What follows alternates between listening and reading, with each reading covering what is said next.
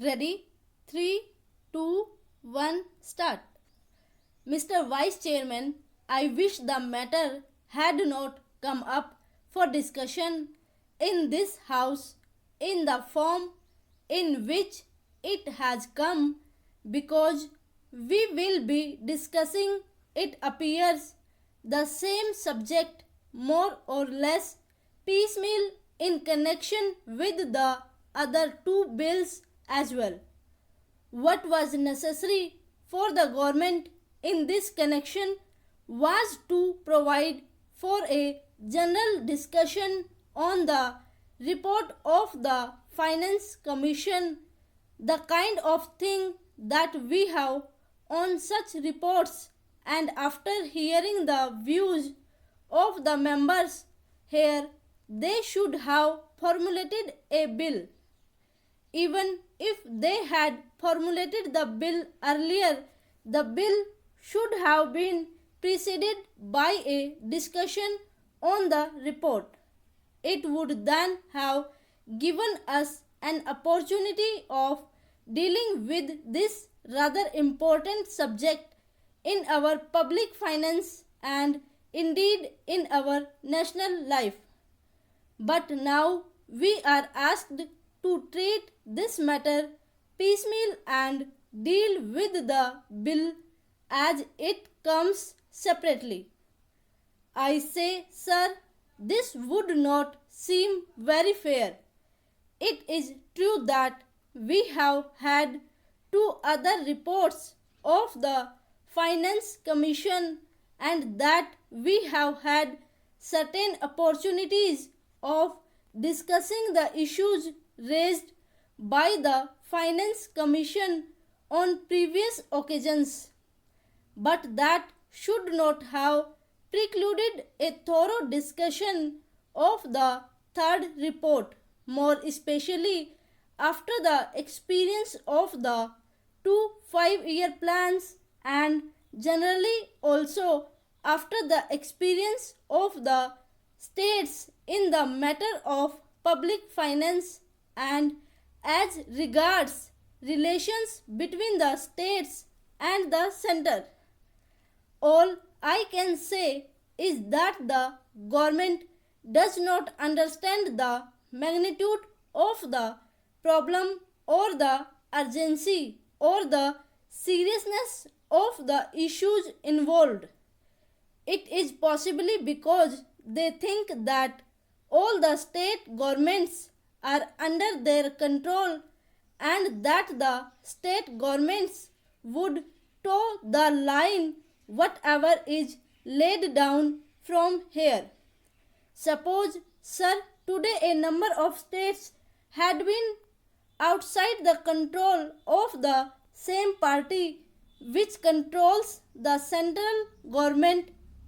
Problems would have become acute because conflicts between the state governments controlled by certain other parties and those controlled by the Congress party which controls the central government would have arisen sharply, calling for a thorough discussion and mutual consultation in a different way.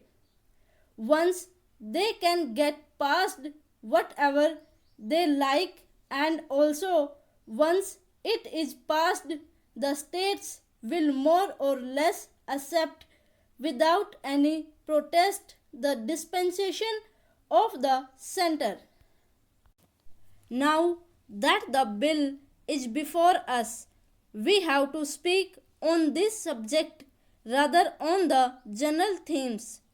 Yet I would like to make certain general observations in this connection because the basis of the bill is the report of the Third Finance Commission.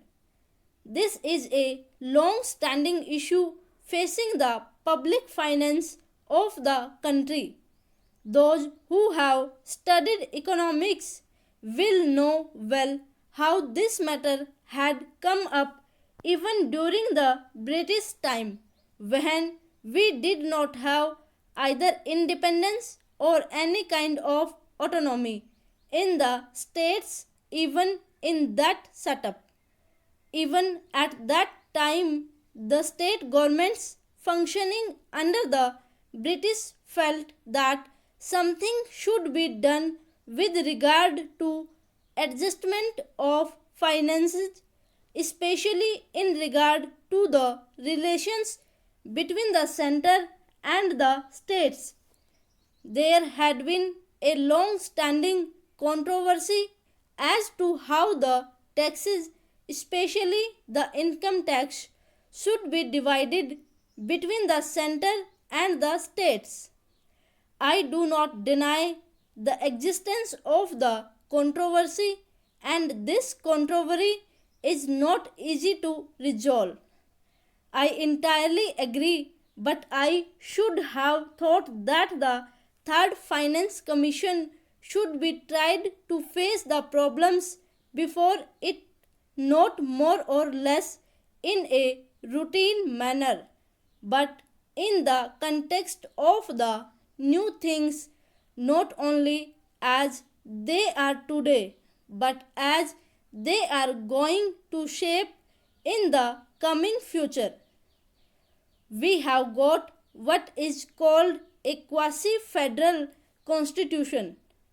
I do not say federal constitution although the spirit is there, but a quasi-federal constitution because many of the powers that should remain with the states are now in the hands of the central government.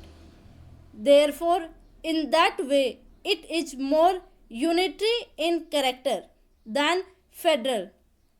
At the same time, structurally speaking, we have got the state assemblies, legislatures, state budgets, and so on. They function more or less in the same way.